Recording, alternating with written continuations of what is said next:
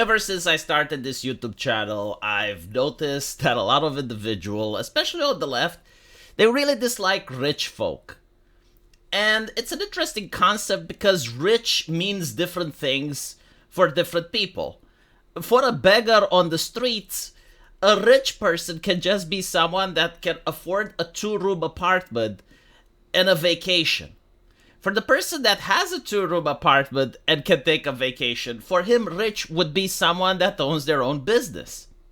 For a person that owns their own business, for them, rich may be someone that owns multiple businesses, and so on and so forth.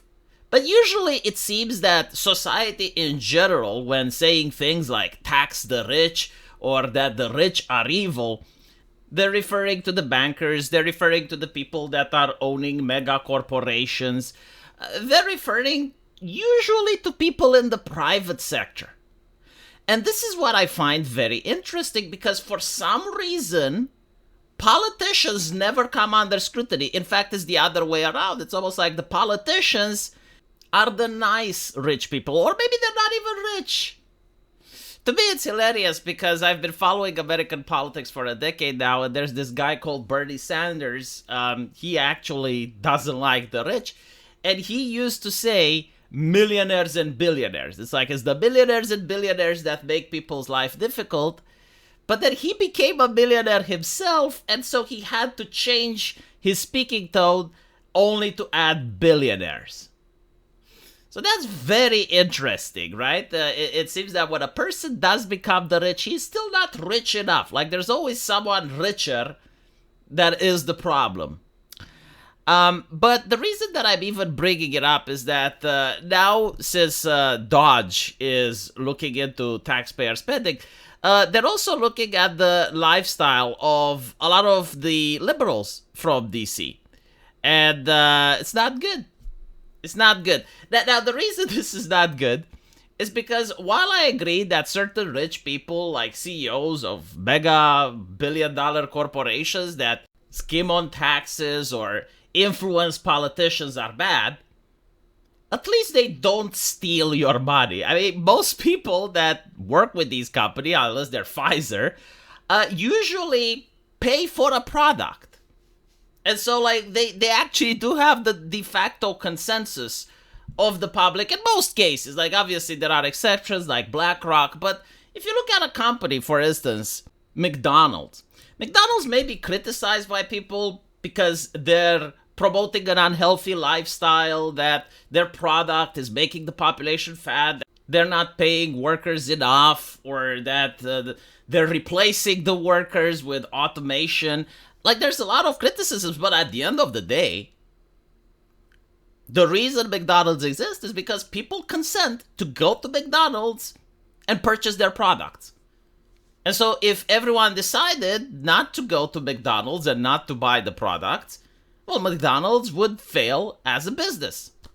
But the thing with McDonald's, and this is the most important aspect, is that it actually generates wealth. It actually produces wealth and has a positive contribution to a society. For instance, the hamburger. It's got the bread. Well, McDonald's pays for that bread. In other words, it pays for the farmer that grew the grain. It pays for the people that harvested the grain. It pays for the baker. It pays for the person delivering the bread all the way to the restaurant. And then it does the same for every other thing that they have on the menu. The meat, the vegetables, the sweets. And then it uses its staff in order to transform the raw products into a hamburger that they sell to people. And not only that, but they also hire people, right? So like a community that has a McDonald's has a couple of jobs open for the young youth in that community. And it also pays taxes. So by de facto, I have a lot more respect for a private business, even if it's a corporation like McDonald's, than I have for a politician. Because the politician does not generate wealth. The politician takes money from you, takes money from your mother, takes money from your family, and then redistributes it. And as you can see here, the way that they're redistributing is not very nice. And it's also not the subject of public conversation, at least not until now. So you have this individual by the name of Cernovich. I know he's a colorful guy. Some people don't like him. But at the end of the day, I fact-checked this post and it seems to be accurate as far as I can tell. Elon Musk is now investigating, is auditing many people in the government, and the numbers are appearing, and it's also shifting the overtone window so that finally we can talk about some of the rich that people forget to talk about, the politicians and their friends. So look at the lifestyle that they have, right? USAID, the NEA, and other taxpayer-funded programs issue billions of dollars in grants. John and Jane, or Pete and Pete, each work at nonprofits who receive these grants, right? So, like, the government takes people's money and then it gives it to non-government organizations. Isn't this interesting, right? So, like, they're non-government organizations, but they're funded by the government. This is like me opening my business and calling it non-Romanian TV affiliated. But I'm paying for it, but, you know, it's non-Romanian TV affiliated. This is what an NGO is, and this is how they make their money, in case you're wondering. The nonprofits pays them $300,000 or more. In some cases, such as the Kennedy Center, the CEO is paying $1.5 million. You know, it's also important to look at the efficiency. Does a CEO of an NGO really need $1.5 million? Like, what exactly is he producing that he needs so much? What is the return investment? If this was purely in the private sector, these would be questions that were asked. It's like, okay, you have an NGO.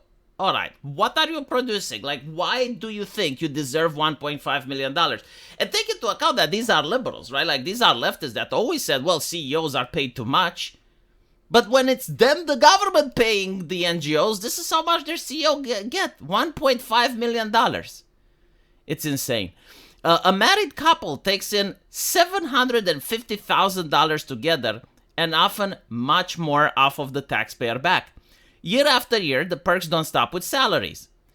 Believe it or not, the salaries are just small potatoes. If they want a free ski vacation in Aspen, well, there's a conference being held there annually, and the nonprofit will, of course, pay for it. By the way, like, this is over-the-top corruption. This is why us Eastern Europeans absolutely despise when Westerners are criticizing us for corruption. Because I like to think that every nation in the world has corruption. By its definition, human beings are corrupt. Corruption is when a person cares about themselves more than the institution that they work on. Like, it's human nature for this to happen. You know, like, some people will be corrupt, and when you have, like, thousands of people, like, you will have a percentage of corruption. But at least in Eastern Europe, it's fucking honest, and it's open source. Like, corruption in Europe, it's open source. What I mean by this is that, all right, well, you go to the hospital and you know that if you bribe the doctor, you probably get better care. You bribe the school teacher, your kid gets a better grade. And with the politicians, yeah, like, if a company bribes them, they can pass a better legislation. And everyone criticizes our way of life. It's like, oh, that's horrible. How can you live that way? Well, let's look at the United States. Well, in the United States, people don't get to bribe. It's usually influence trading. Like, if you happen to personally know the doctor, they may take better care of you. If you happen to personally know the school teacher, or, you know, if you're part of the correct ideology and your kid knows the LGBTs by heart, then he may get a better grade. But when you're looking at the government level, everything is legalized. Like, it's not even a criminal activity. If you pay a politician to do something, that's lobbying. If a politician wants to make one of his friends rich, well, the friend starts an NGO and the taxpayer money flows in. How is this not corruption? How is it okay? And by the way, yeah, like, this whole thing, you want a free ski vacation in Aspen, oh, it just so happens that it's a conference there. We live in the age of Zoom. Like, during the pandemic, we had Zoom calls. Why does he need to go to Aspen? And by the way, like, this is a thing that happens with public health sector a lot more than people know. Did you know how many vacations doctors have? Look, I'm going to wash the laundry in public. I'm going to say things from the inside. Like, this is known, and I think it's true in every single country which has public health care. So, like, as per law in my country, every single doctor has 30 days of vacation per year, plus a couple of days off for national celebrations and other things, right? So, like, for instance, on New Year's, that's like 1 day off. But doctors also have, usually it's 2 weeks, in some cases it can be more, days off for conventions. So it just so happens that, there's a convention in Aspen, and this is paid by the taxpayer money, by the way. That they get a plane ticket, they go over there, they stay in a hotel, they go to the convention, which is usually like 1 or 2 hours, and then it's like a vacation. And it's paid by the taxpayer. And there's no criticism about this, right? Like, tax the rich and everything else.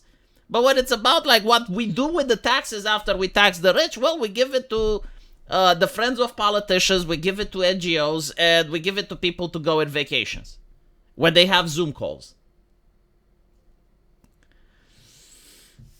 How they cut their family and friends in on the scam. The Nepo babies start a conference organizing business and pays them from the nonprofit to put out events. Maybe they take an ownership interest in these businesses via offshore accounts. How will anyone be able to track down this money? It's stashed in the Cayman Islands or Switzerland via one of the many businesses that provide services for the nonprofit USAID industrial complex. Speaker fees for friends. This is another huge scam. This is like one of the worst grifts that I have seen with DEI. And it's like just front out paying people, buying them off. You would have like Robin DiAngelo give a speech at the university, and she would be paid like $5,000, $6,000 for 2 hours of her speech. Like, no one is worth that much. And the only reason that they're overpaid is because it's a bribe. Like, it's money laundering.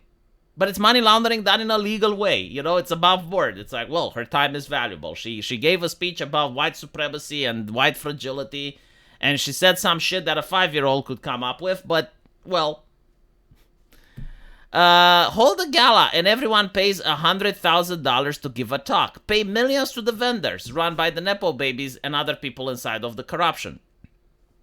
It's why DC judges are issuing lawless rulings. Their spouses, friends, and families are all taking a piece from the action. The end result of DC exists, which is entirely off your back. This corruption must end, and that's why they hate Elon Musk. They won't go down without a fight. Yeah, so all of this grift is finally within the public conversation, and it should be in the public conversation. But notice how it never popped up on CNN, never popped up on Fox News. Neither Vosh nor Hassan Piker decided to talk about it. And finally, now that something is being done about it, we have the conversation. Well, I guess better late than never. Don't forget to check my pinned comment, and I will see you guys in my comment section. Take care.